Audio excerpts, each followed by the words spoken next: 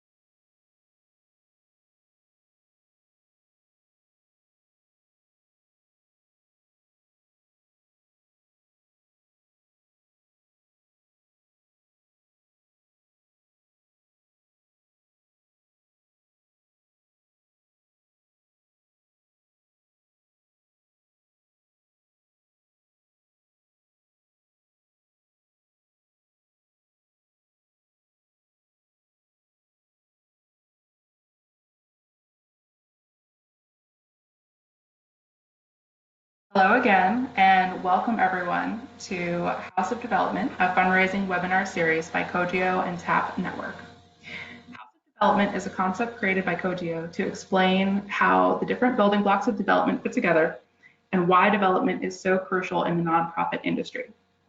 We have a lot to cover today, so I'm going to introduce our speakers and then we'll dive right in. But we will be taking questions at the end. So if you have any questions for our speakers throughout the presentation, over on the right panel where it says questions, you can type in questions there and then we'll take them at the end and we'll go through those. I wanted to tell a little bit about the voices you'll be hearing today. I'm Jen Wells from TAP and I'll be doing introductions. Our main speaker is Rob Kusel, Managing Director at Cogio, and he'll be giving us a tour of the House of Development.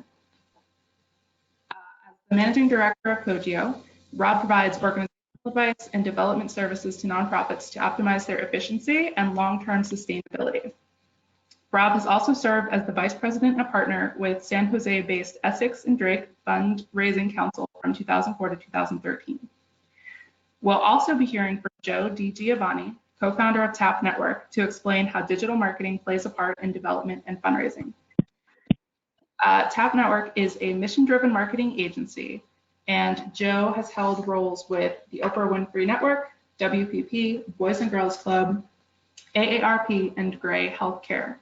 Joe has a passion for supporting purpose-driven organizations and nonprofits seeking to accelerate their growth and social impact. And with that said, I'm going to turn it over to Rob to begin taking us through the slides. Rob, can you tell us a little about Cogio? Oh, sorry. Oh, no, thank you. I just want to thank you, Jen, for the introduction. And we're looking forward to this. So the first slide gives a bit of a profile around Cogio so that you have some context on who we are. So we're working across the United States primarily, although we do have international clients. And in aggregate, we have over 40 years, which is quite a bit given that this is a fairly new industry, of experience at the very highest level of the industry, raising hundreds of millions of dollars for over 100 nonprofits. And that's important because we do have an eclectic client list. All sectors are represented, and because we impose best business practices. So whether the agency is an educational organization or social service agency or animal welfare, the same business practices get imposed. And I know TAP believes the same, after a thorough audit and analysis, of course. The second slide describes the 10 sessions that will be made available to you this and next year. This is the first session where we're introducing the overall concept. And then we will analyze each of the tactical areas in a really granular way. And again, you'll have access to this information full time after the webinar. So it'll give you a really strong resource moving forward.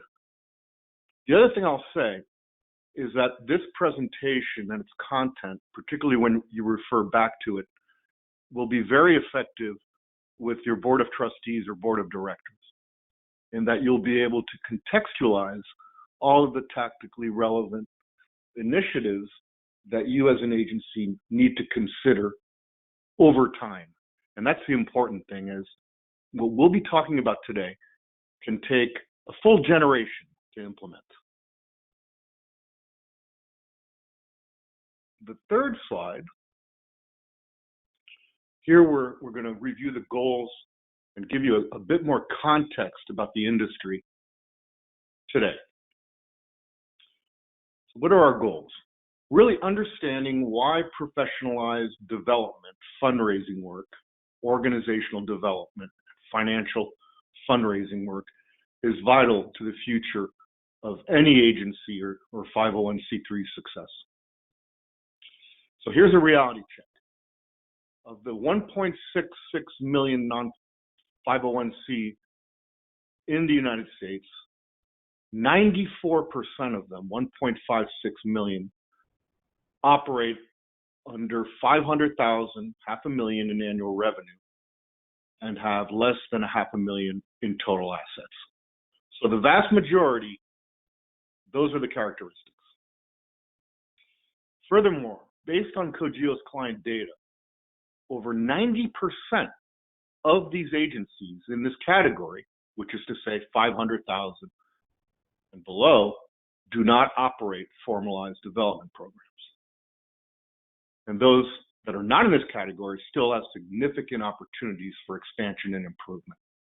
The exception generally being universities, colleges, most hospitals who are at maturation and really looking to tweak at this point. I would also group independent schools in that category. Most others have work to do. So today we'll look at the House of Development and how that can help you understand what is over time relevant tactically and a sequential implementation of these tactics. House of Development is a euphemism for, you'll see it's a diagram, it's a picture. But the idea here is to learn how to be a great homeowner. And we're going to talk about what will be needed for ongoing success. We like to measure things over 3 years with our clients and our partners. And in terms of return on investment, once Cogio tactical implementation has occurred, which is really a full cycle,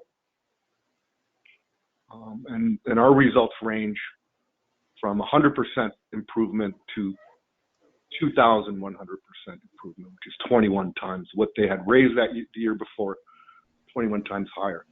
So it's a bit of a range. The good news is, at a minimum, they'll raise twice as much as they raised the year before. And then finally, Joe, as Jen mentioned, Joe will be touching the last 3 slides are really implementing what we're calling the smart home, which is understanding the importance of integrating and leveraging technology in development fundraising. Next slide.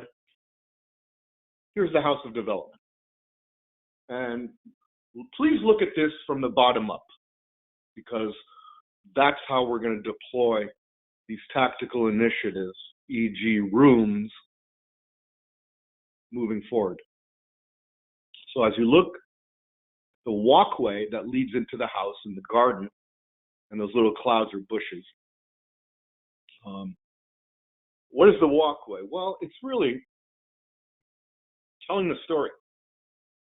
Every 501c has a story. What difference is the agency making in the community? If the agency were not in the community, how would that reflect? What would the community be missing? And the great news in 2019, and TAP, obviously, TAP Networks is the epitome of this, is that we now have technology.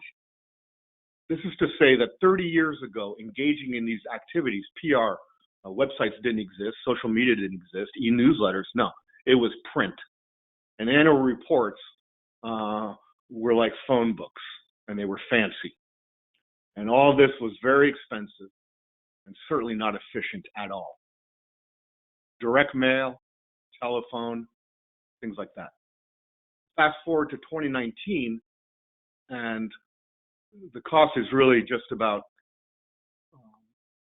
1/5 of what it used to be in terms of overall, which is to say everyone should be able to afford TAP networks and behave as they behave in terms of their protocols and their tactics, given the savings that are occurring in the area of print, so many areas. And so when budgets get put together, we remind folks what budgets used to look like 25 years ago, 30 years ago, which is to say anything related to digital media outreach, there should be budget. And the agency should take it very seriously. Because the bottom line is increasingly individuals do not want to see print from 501c3s for the most part. Now, there still is that older generation who enjoys it. You know, those individuals whom you see reading newspapers or magazines. But that is diminishing at an exponential rate. So you've engaged entities, individuals, couples, corporations, foundations that are interested in your story. And so now it's time to monetize them, right? Because as a 501c3, you're dependent, hopefully not solely, but you're dependent on private fundraising in order to meet your annual budgets and hopefully surpass those budgets so that you can begin to build an operating reserve and eventually what's called an endowment fund. So here on the first floor of the house, you really have two doors that lead to two tactical initiatives. On the left, annual and membership giving. Now, annual giving, if you have a degree from a college, they are soliciting you. That's annual giving, right? Which is an appeal to either a particular area or just to general funding. Membership, we still see with things like operas and museums. And our argument is that if you are a membership 501c, you really should still, in incremental fashion, focus on annual giving, despite the fact that there is membership giving, because potentially many of the members have the capacity to do a lot more than a nominal membership fee. And that's really important. That's one room. This is, by the way, the first floor we characterize as retail, because generally the gifts are unrestricted and used for general operating purposes. The second room on the right are special events. And those take many forms, as you know, golf outings, galas, walks, everything. And those help to raise awareness, to build community, and they can be very effective or not in terms of return on investment, which is to say, understanding what resources were deployed in order to raise whatever has been raised through that particular event. And that analysis needs to be absolutely meticulous because, again, I'm being candid. Many 501c3s are operating annually very inefficient events when it comes to return on investment. And that is not really a good thing. And we firmly believe in two types of events. First, cultivation events. We'll touch on those. The second are what's called signature events. We'll touch on that as well. That's the first floor, retail. The second floor, from left to right, very known to you, the corporations and foundations. Generally, it's different dealing with the corporation and foundation in that there are proposals, there's some back and forth, there are protocols. With corporations, there's what am I getting in return? So generally, there's an associative balance that's going to occur with that transaction. And we'll touch on all that. The middle room are major gifts. And these are individuals, entities from the first floor who have the capacity to do much more than an annual gift and much more than simply attending and giving at an event. And then the third room are planned gifts. So these are gifts that are generally in the future, that where donors can derive revenue annually or simply leave someone in their estate or their will. And these are called bequests. Now, to be sure, there are many vehicles in planned giving, and we'll touch on all of them during that webinar. It's fascinating. It's a bit the bête noire of fundraising development because there are technicalities and interest rates and all sorts of stuff. However, what's really important is over 90% of planned gifts are simply bequests. So we encourage all of our 501c3 clients to market bequests. The fact that if you leave the agency in your will, that is a good thing. But we'll touch on all of it. The third floor, which is a triangular shaped room, sort of the attic, big attic though, is the capital campaign. And those are generally for facilities. And we'll discuss several capital campaigns, including one locally in Wilmington that we're currently undertaking, or endowment, I should say, or endowment augmentation. And by the way, quick side note, there's a big correlation between the second floor room on the right, planned gifts, and endowment augmentation. And that'll be discussed in the webinars. Capital campaign has structure, leadership, individuals leading it, qualified donors, and then if needed, there will have been a feasibility and planning study prior to the campaign. The roof on the house, that's a transformational gift. The best example in the last half century is the Kroc estate, the McDonnell Harris, who in I think the late 80s and 90s left $2 billion to the Salvation Army, and I think $1 billion plus to National Public Radio. Well, that transformed those two agencies. NPR parked it and dedicated it to an endowment that's supporting future journalism schools around the country. And the Salvation Army seriously upgraded its fleet and all of its business activities. Thus, so it was very well invested on both parts. And there are many other examples of transformational gifts. The place we see them most often are independent schools, where a rich couple wants to start an independent school, or in a municipality where they don't think education is good enough. We see a lot of that, particularly in California. So that's a house of development. Now here's the fun part where Joe is going to help today introduce you and transition you into the smart home, which is the house of development plus the digital campaigns, online giving, e-crowdfunding, CRM, research, and data analytics.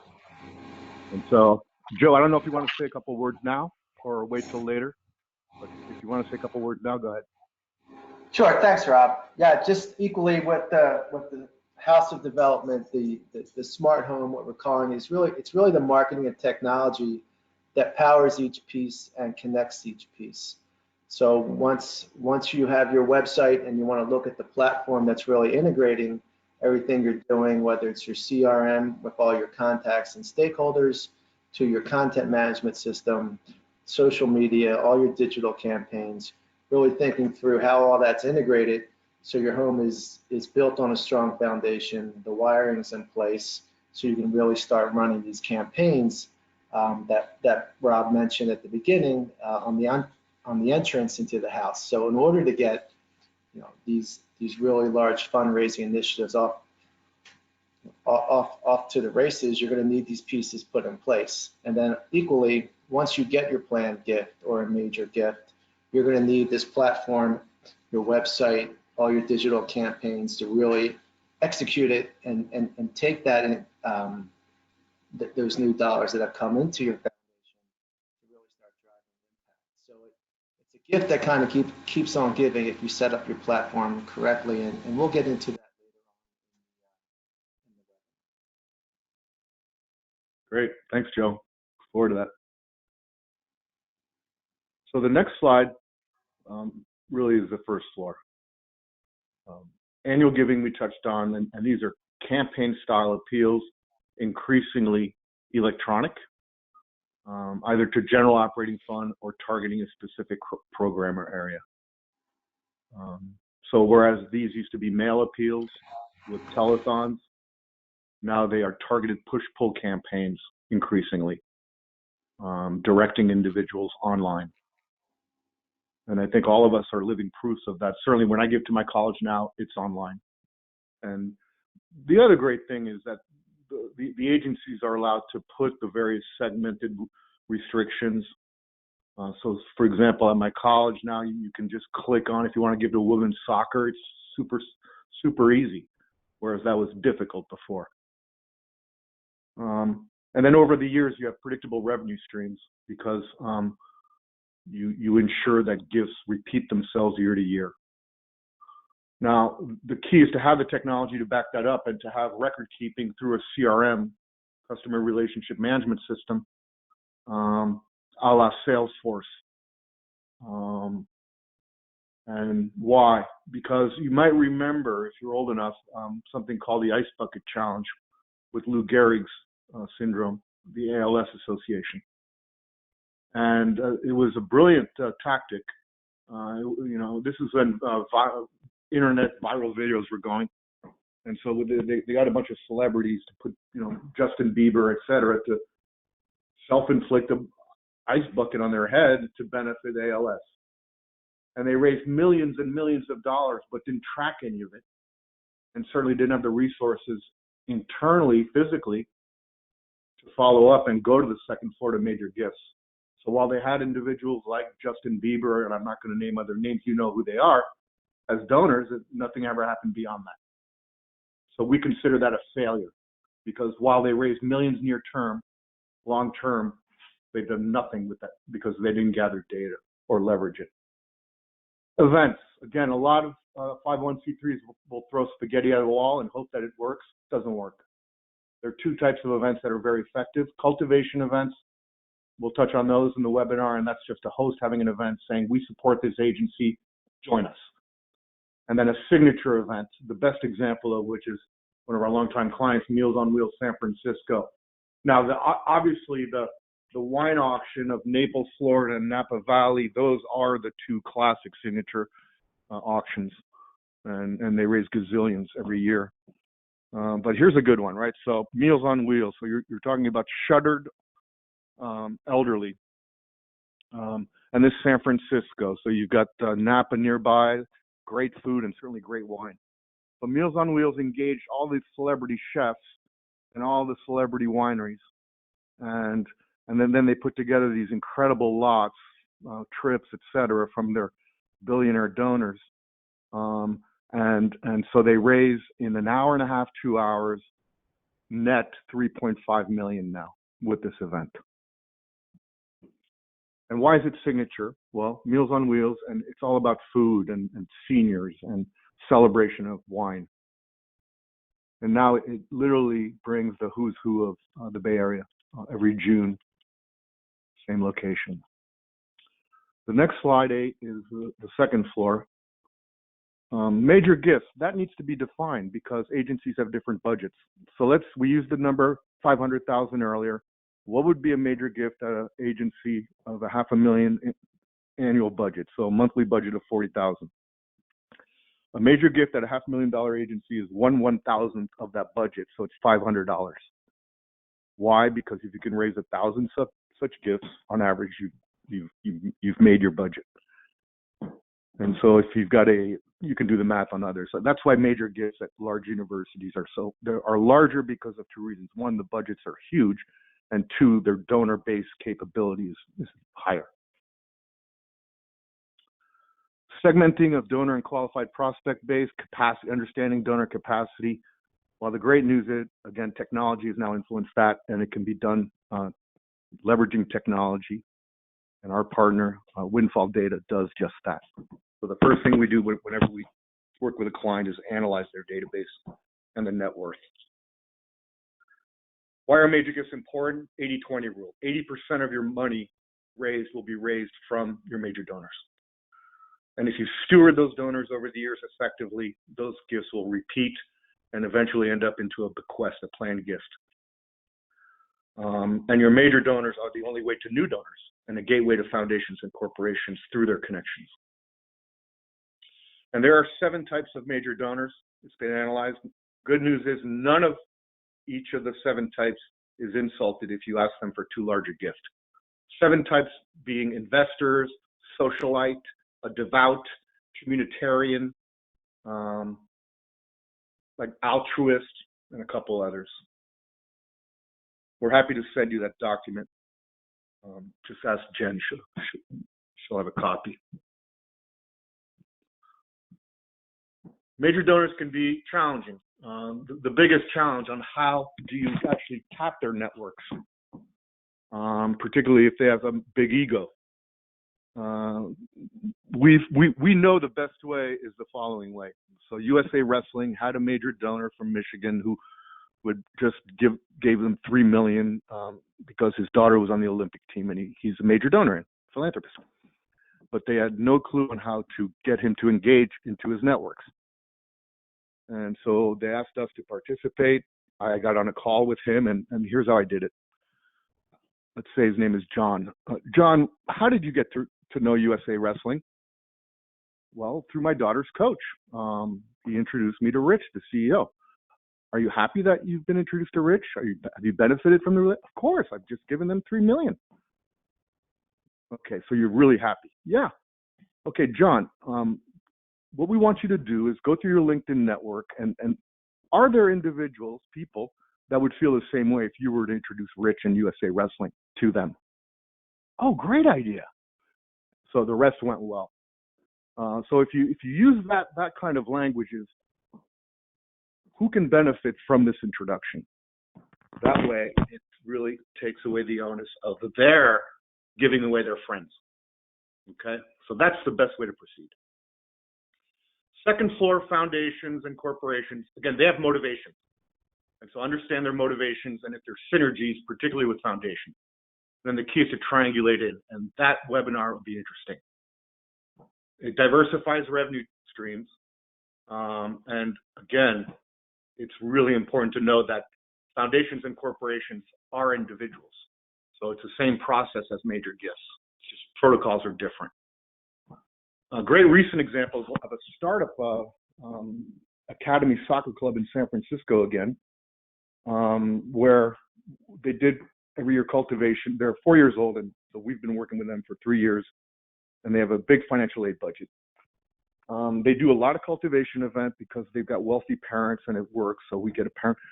One such cultivation event was attended by one such wealthy parent who, it turns out, has a private foundation.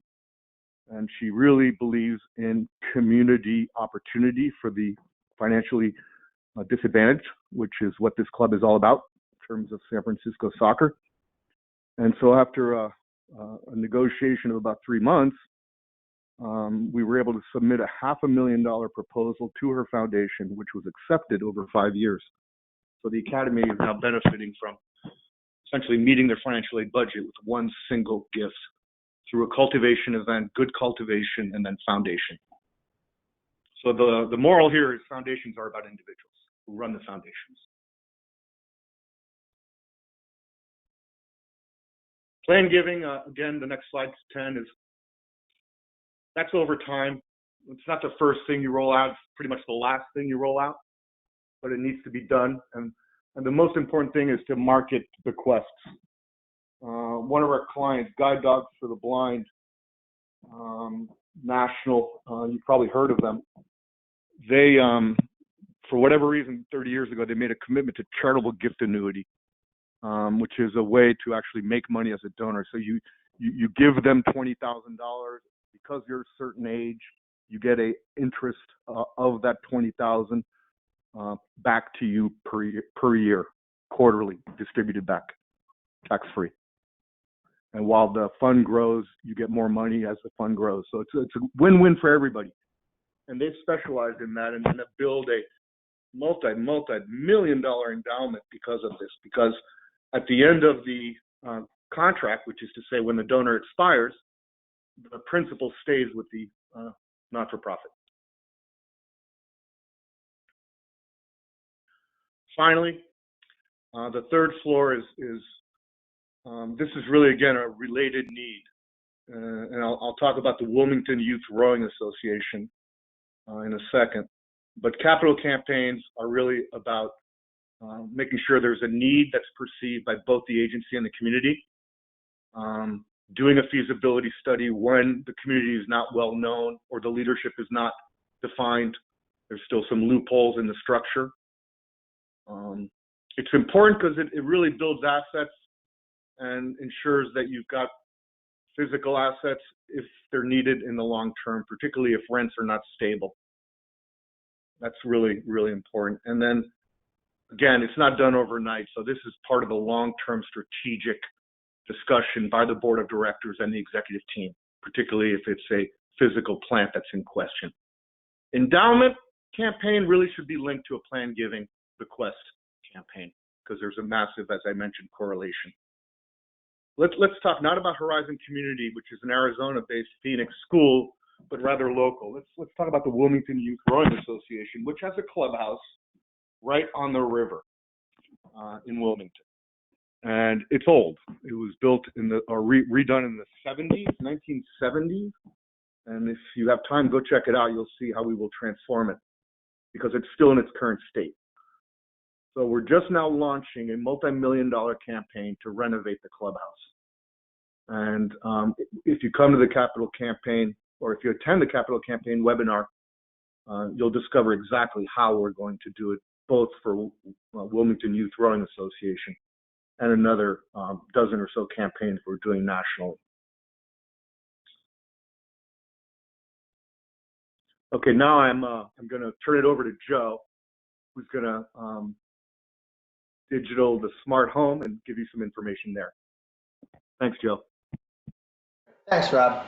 So the digital home is really the digital muscle that powers a lot of the initiatives that Rob is talking about. So what we do with a lot of the clients is we look at the platform that they're on and try to centralize everything. A lot of your websites may be on WordPress, some may be on Wix. There's a lot of different platforms they're on, and everyone's using different fundraising platforms and social media platforms. And in most cases, these aren't connected. So what we'll do is connect all these systems together on the back end, like we were mentioning before.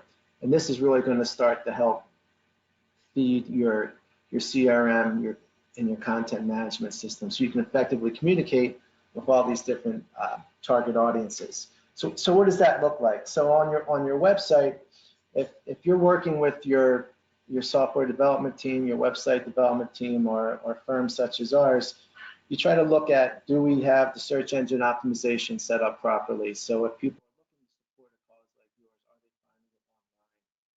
And can we get to them through social media at the top of the funnel?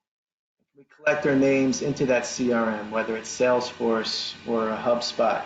And then how do we create the content and manage the content to feed them that information so they become more interested in your organization, whether you're trying to drive them to a gala or another event, or you're doing a specific campaign. How do you do the marketing automation? How do you look at the analytics? And then really nurture these folks down the funnel. So it's very important when you're looking at working to drive these different fundraising campaigns, making sure the platform is purposefully put together. And that's what we do. One of the tools, like I mentioned earlier, that's really effective is HubSpot, and we can get into some. The next slide, we'll take a look at.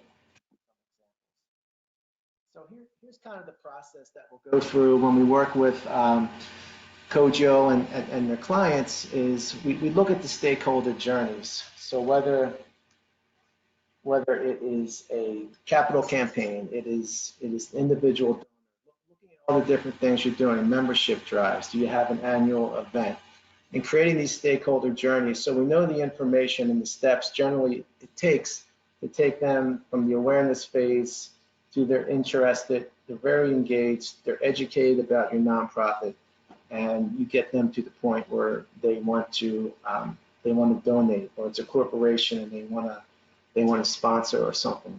But anyhow, we'll work with your team to really look at that stakeholder journey. And then you look at the marketing technology platform to make sure all these pieces fit together. So in order to do that, on the back end, everything really needs to be connected. Your email, your social media, your blogs, all these pieces are connected, and then you can really automate them in the workflows. So when someone comes into your house or to your website, from the top of the funnel, whether it's social, they see a video, there's an infographic, or you're doing search engine marketing or search engine optimization, that's really the first touch point where they're learning about your organization and may be interested in funding it or supporting it. And when they get to the website, you just don't want them to disappear. You want them to really consider funding, and you want to capture their information. So that's where they might download a white paper about what you're doing to make an impact in the community, or a certain report. And you can lead capture their name, understand their interests. You'll know what pages they were on, so they might be interested in attending a gala. They might be interested in giving that big transformational gift. But you'll be able to gather that information when they come to the website and download or register for an event or fill out a form. And that'll help your targeting, especially when you're actively seeking to raise funds. You'll know more about that particular person every time they engage with your website or on social media. And then there's the retargeting. So they may leave your website, but now that you know who they are through search engine marketing and advertising, you can target them as they carouse all throughout the web, whether they're on PBS's website or CNN, with ads to bring them back and to really help build brand awareness. And then finally, the bottom funnel. When you can take that information you've gathered from the website, from all these different initiatives, and feed that over to your development team. It's really connecting the marketing and development, the sales folks that are part of the organization. It's almost like a service level agreement. These targets are qualified and they're ready to have a phone call or reach out directly to them. And that's the bottom funnel. But none of this is really possible unless the platforms are connected and you're developing campaigns to really do the majority of the work. So when your development officer does call on a particular prospect, they're 90–95% ready to engage. And finally, continuing that loop with sales and your development folks. So you're building that relationship with that particular client. So on the back end, as Bob mentioned, Salesforce, HubSpot, whatever CRM platform you're using, you can always cross-sell and upsell folks. They can donate, they may come back and attend an event, they may sponsor a gala. So you're continuing to build the knowledge base about these funders, and depending on what part of the house you think they're interested in, or they've self-implicated what they're interested in, you can continue targeting them in that manner.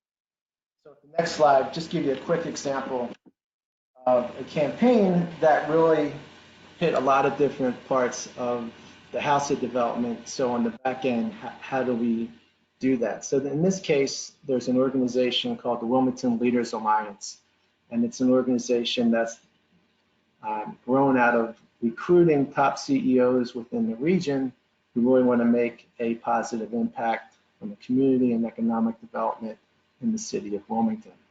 So on the back end, we set up a HubSpot automation platform that really tied together all the different pieces that the organization was currently using that were in silos. They would do a social media posts here and there. They had some disparate blogs, an email that would go out to just blast it blindly to their list of a few hundred folks. So we really took a look at that and thought through each stakeholder journey. Who are they trying to target? Well, they're trying to target corporate funders who want to fund some of the initiatives that they're doing.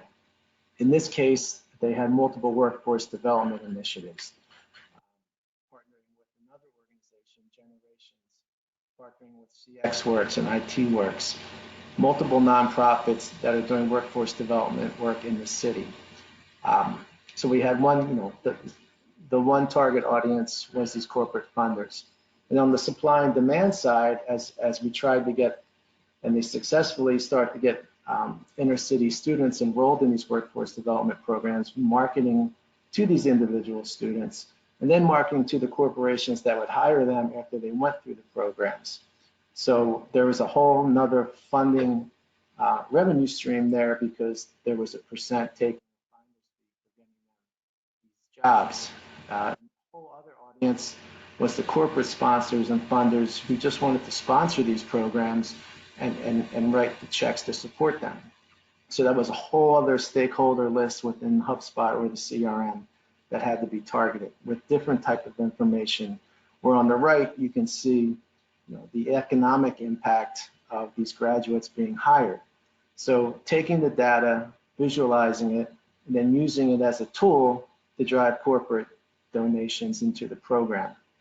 And we had separate CRMs set up on the back end as well, so we could recruit more organizations to participate.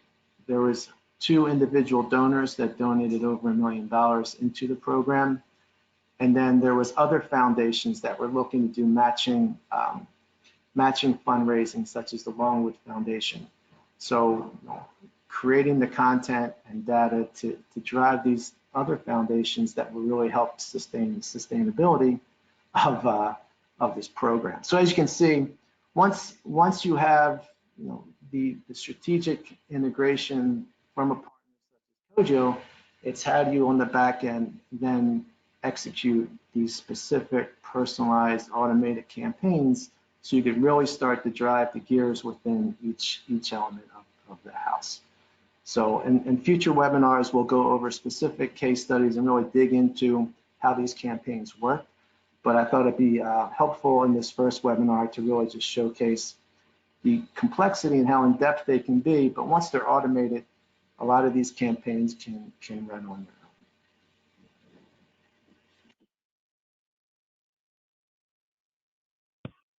That's great, Jen.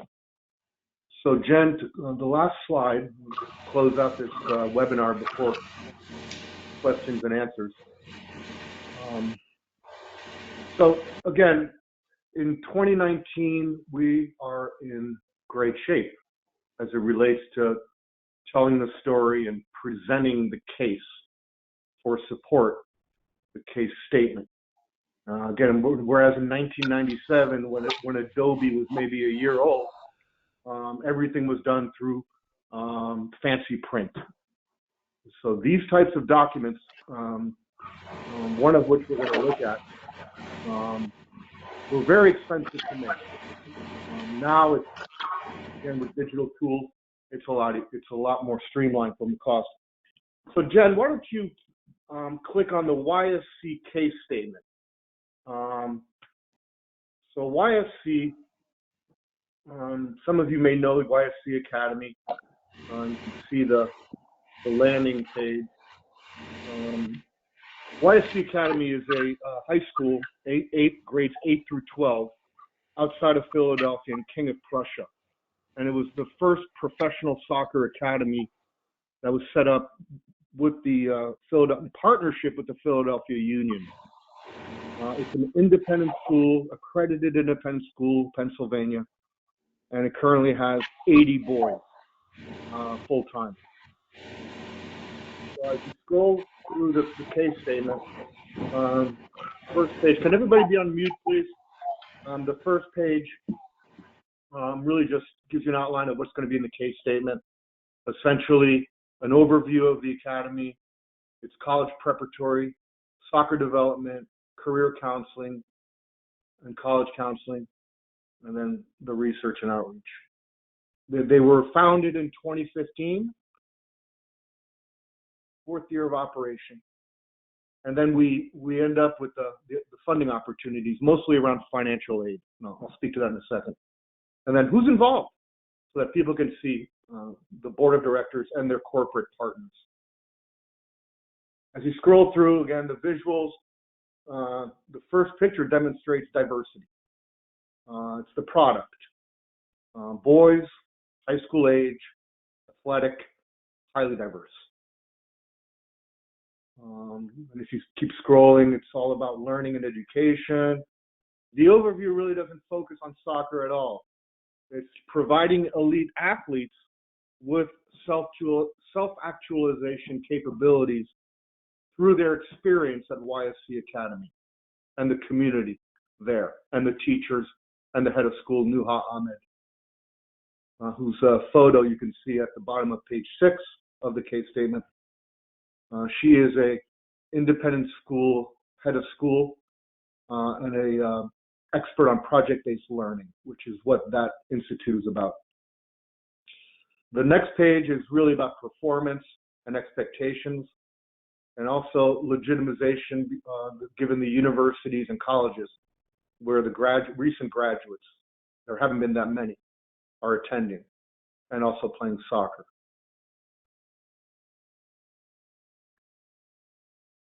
The next page is really about the curriculum. Again, very little on soccer, intensely on academics. And it continues on curriculum right through page 12. Again, showing these young men not in their athletic gear, but rather just regular school gear. Finally, it's not until page 14 that we get to soccer development and why it's important in this particular academy. And you'll note there are quotes throughout. Again, third-party validation. We encourage those.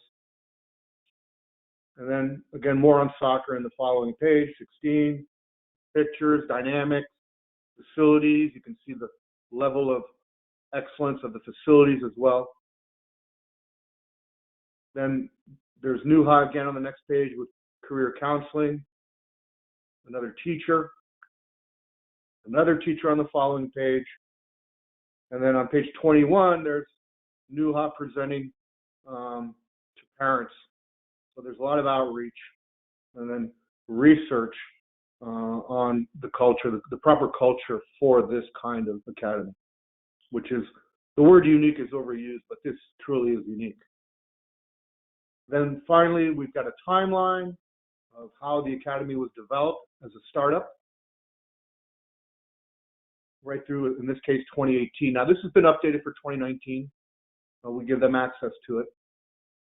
And then the opportunity. So here we outline all the funding opportunities. So financial aid is a key thing, because you should know that 90% of the boys are on full financial aid, which is to say they receive $36,000 in aid because they live there as well every year, and then another $25,000 in travel because their teams travel around the world. And then the other areas focus on is technology, faculty professional development, career and college counseling, and then a sport and pedagogy speaker series. Then we list out their board of directors and all their partners to show the reach they have. And then the final picture, which is very compelling, a coach with players in a curricular environment, as well as the stadium, indoor stadium-like training environment, which exists at the King of Prussia facility. So what happened in fundraising? They have a $1.5 million annual fundraising gap on financial aid for these boys. They did hire a traditional independent school fundraising in their first year firm, which gave them the traditional independent school fundraising model, which was obviously destined to fail, given that there are no wealthy parents, save a few. And while the Academy paid quite a bit of money in the first year for these consultants, they only raised $50,000 total.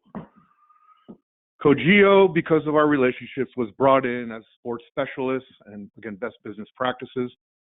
We spent a morning there, listened, and really listened, and then did further analysis, and then gave them a plan of action. The long story is, in 9 months, we directed and they raised $1.3 million for the boys. And then the best news is, it's in our news section. I think there's a news release. This summer, or I should say last fall, we did an executive search for their first founding director of development, who was hired, and Steve Molenberg is now, I think, raising over 1.6 million this year for them. So what was established, again, will sustain year to year and grow. So this is a very good example of something that was a startup. Cogeo came in, put the structure around, in this case, a major gifts campaign, because they already had facilities, and led them to their first founding director of development. So that's it for today's webinar. Now, Jen, Joe and I are happy to take questions if there are any, but otherwise we will see all of you, or we will not see you, but we will be with all of you at the next webinar. And we look forward to it. Thank you. Thank you, Rob, and thank you, Joe, for that presentation. I don't see any questions right now. Anyone, if you have them, again, that's over on the right. Just go ahead and type it into the question box and we can answer those. If we don't have questions, that's okay. We've got, as we discussed, we've got a series with 9 additional webinars coming up, and TAP will be sending out emails to announce those. We'll be sharing on social media. Look for the next email coming out, where TAP will give you the information for the next webinar, and then also ways to stay subscribed for the future. In the meantime, if you have any questions or comments, if you want to reach out, get in touch and talk more about what we do, you can contact Rob at Cogeo, at rk@cogeo.us, and his phone number's in the slide. Again, we'll share this information in the email. And then for TAP, you can contact Joe at tapnetwork.com. So we hope we'll be communicating with you soon. We hope that you learned some things in this webinar, and thank you so much, everyone, for attending.